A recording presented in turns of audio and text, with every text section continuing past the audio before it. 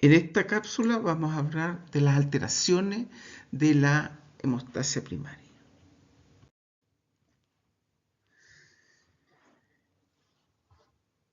Entre las disfunciones plaquetarias hereditarias podemos encontrar que los pacientes con estas alteraciones de la función plaquetaria se debe sospechar sobre la base de su historia personal de sangrado. El sangrado de estos pacientes es sangramiento mucocutáneo, como equimosis, epictasis, síndrome menstrual excesivo en las mujeres, sangramiento de encía, petequia, etc. Y hemorragia de inicio rápido después de la cirugía.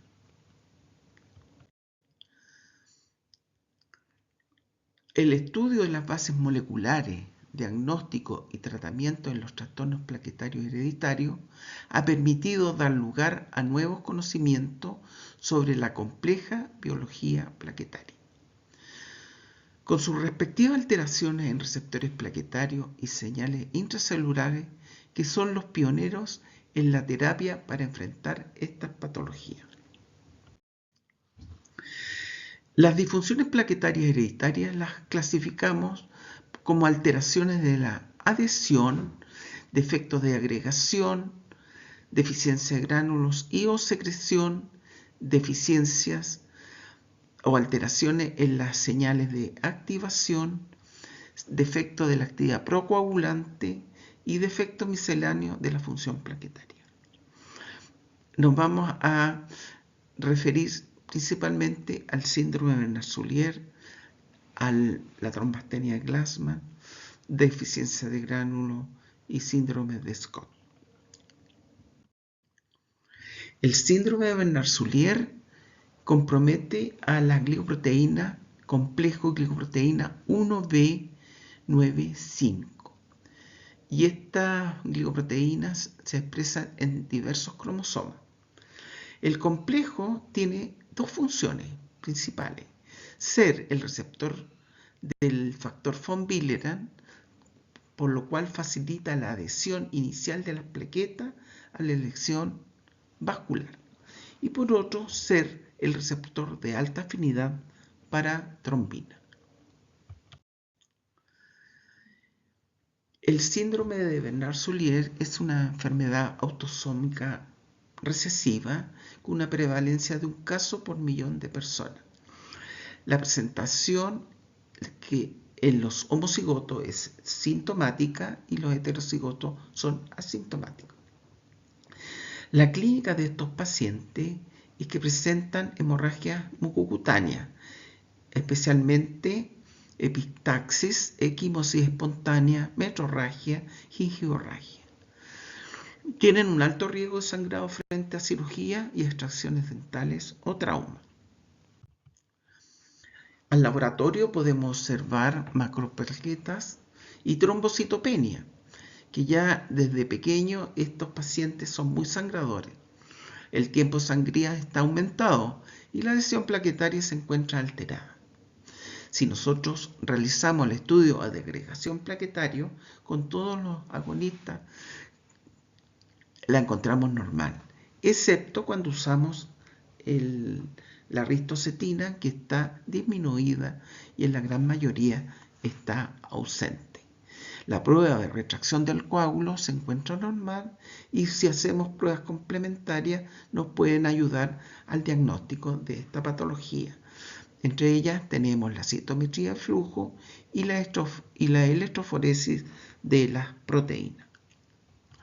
En este panel que está al medio encontramos que el paciente agrega con araquidonato, ADP y colágeno, pero hay una ausencia de agregación con ristocetina, porque no tiene el receptor del factor von Willebrand, y la ristocetina lo que hace es provocar un cambio conformacional en el factor von Willebrand para que sea reconocido por la glicoproteína 1B.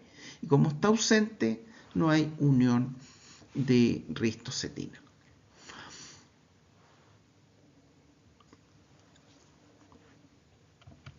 En este panel que estamos mostrando ahora es una electroforesis de proteínas, donde se observa el control normal, la banda de la glicoproteína 1B.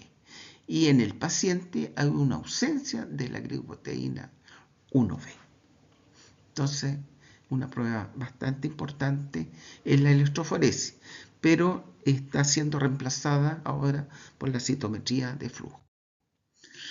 El síndrome de Pseudo-von Willebrand también es un defecto de adhesión plaquetaria y debido a un defecto en la expresión de la superficie de las plaquetas del complejo glicoproteína 1B95, que tiene una gran capacidad de unión al factor von Willebrand plasmático. Y esto provoca una hiperagregabilidad plaquetaria. Y esta agregación plaquetaria espontánea genera trombocitopenia. Y al haber un número disminuido de plaquetas, por supuesto, el paciente va a sangrar de forma moderada.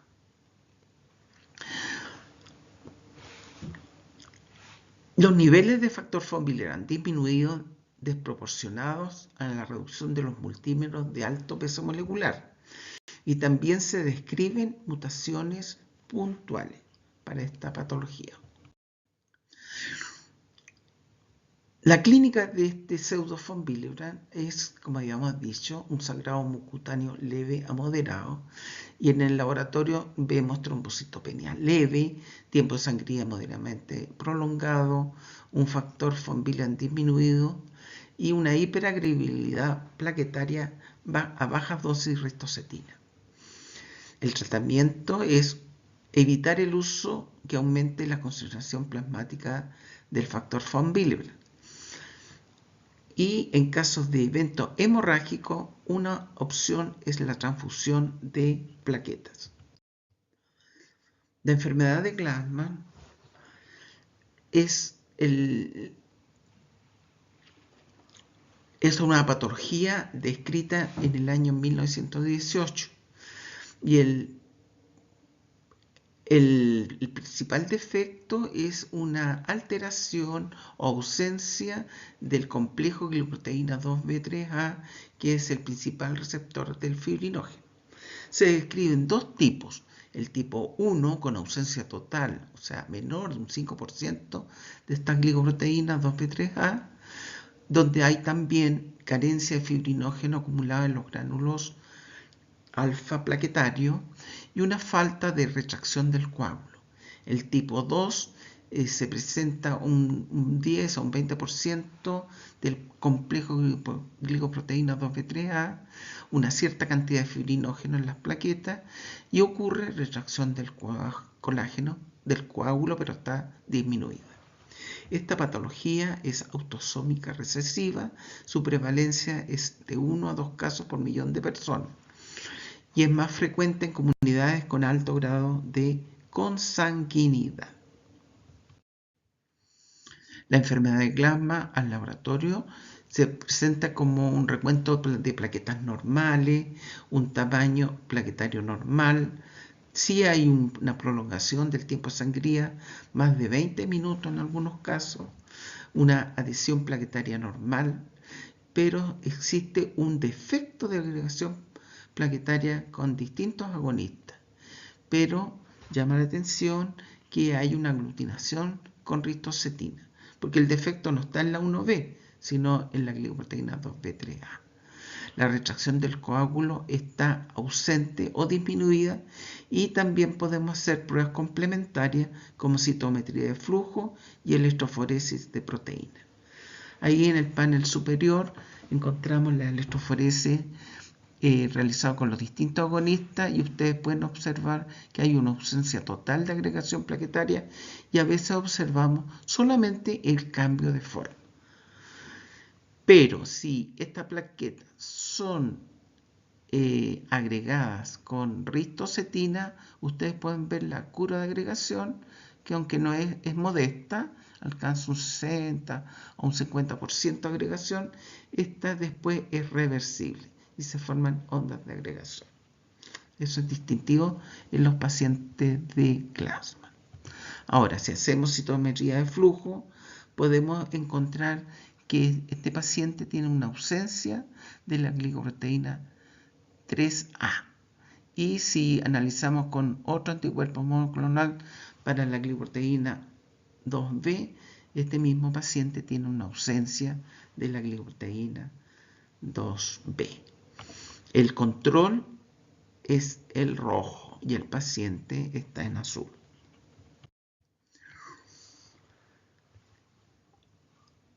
En Chile hemos encontrado pacientes con alteración en la interacción de las plaquetas con colágeno.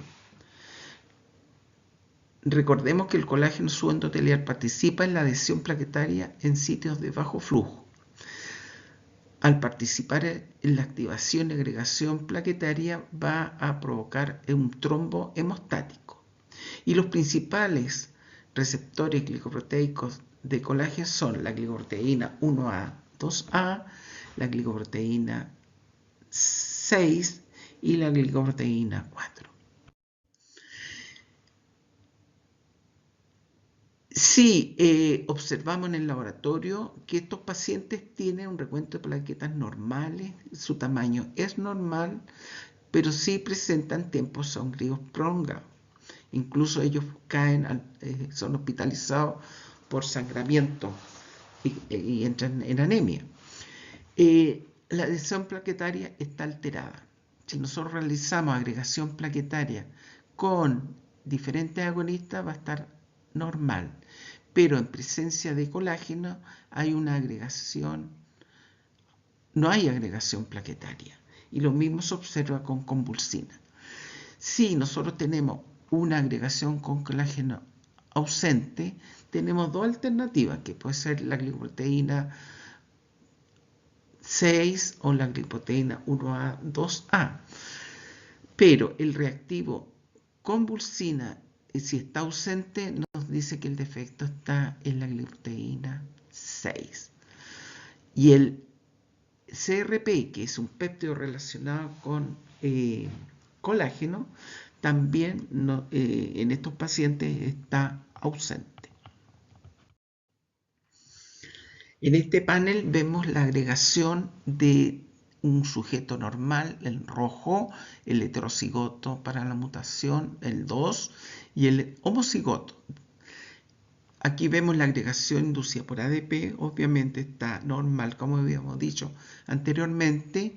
El paciente homocigoto es ausencia de agregación con colágeno, con convulsina ausencia, pero el paciente heterocigoto en presencia de CRP presenta una ausencia de agregación plaquetaria.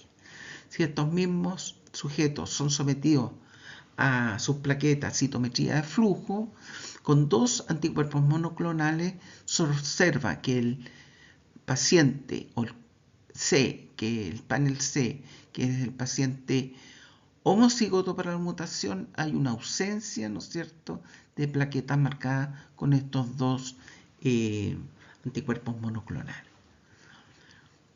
El paciente, el control heterocigoto, presenta un porcentaje disminuido de esta glicoproteína, y acá tenemos en el panel A el control. Este paciente, uno de estos pacientes fueron analizados y se encontró que presentaba una inserción de adenina, de un nucleótido de adenina. El normal tenía 3 adeninas y el homocigoto tenía 4. Y eso se traducía en que se corría el codón de stop en la síntesis de proteína y se sintetizaba una proteína de menor peso molecular que era no funcional. Entre las alteraciones de la secreción podemos decir que la secreción amplifica la activación plaquetaria, y esto provoca más agregación plaquetaria. Podemos encontrar defectos de secreción cuando hay pacientes que tengan deficiencia de gránulo o ausencia de sus contenidos. Estos pacientes sangran espontáneamente, también post intervenciones quirúrgicas o parto. Entre las alteraciones de la secreción tenemos el síndrome de plaquetas grises, que es ausencia de los gránulos alfa. Podemos tener deficiencia de almacenamiento de gránulos densos. Estos pacientes no tienen, por ejemplo, serotonina o ATP. Podemos tener deficiencias combinadas de gránulos densos y alfa, y podemos encontrar también una disminución de agregación de ADP y colágeno. La enfermedad de Quebec, que habíamos descrito anteriormente como defectos de gránulo, es una enfermedad autosómica dominante. En la clínica se presenta como un recuento normal o disminuido de plaquetas. Tienen sangrados mucutáneos que pueden ser severos y muy tardíos tras un traumatismo. Hay ausencia de agregación plaquetaria con epinefrina. Hay aumento de UPA porque hay un defecto del gen del UPA, y esto provoca una hiperfibrinolisis. El tratamiento son antifibrinolíticos. Alteraciones en la señal de activación. Es la causa más común del sangrado leve a moderado de la disfunción plaquetaria. Hay defectos en los receptores del agonista asociados a la proteína G. Por ejemplo, tenemos defectos en ADP y epinefrina, y se ha descrito estas plaquetas pegajosas que responden rápidamente a estímulos de ADP y epinefrina. También tenemos defectos para el tromboxano 2, el receptor TP, el paratrombina y el factor activante plaquetario. El síndrome de Scott es un trastorno hemorrágico congénito extremadamente infrecuente, caracterizado por episodios hemorrágicos debido a una alteración en la actividad procoagulante plaquetaria. Como sabemos, el calcio se une a fosfatilcerina y esto permite la formación de complejos de protrombinasa. Estos pacientes con síndrome de Scott tienen una disminución de la fosfatilcerina, por lo cual no hay una formación del complejo protrombinasa. Los desafíos diagnósticos de los trastornos hemorrágicos leves hereditarios podemos encontrar en un estudio que hizo la doctora Quiroga que un gran porcentaje de los pacientes estudiados se encontró que había no existía un diagnóstico para estos pacientes. Eran sangradores, pero no estaban en la categoría de von Willebrand, o que tenían defecto de la coagulación, o tenían un defecto en la secreción. ¿Ya? Entonces, esto hace que sea también complejo el diagnóstico de los pacientes con enfermedades congénitas de plaquetaria. Los defectos de la función plaquetaria comprenden a un grupo grande y heterogéneo de trastornos hemorrágicos, cuya manifestación pueden ser leves a graves. La mayoría de los síntomas se presentan a temprana edad, con manifestaciones de hemorragia mucocutánea, moretones, con facilidad hemorragia excesiva, posteriores a lesiones o cirugía.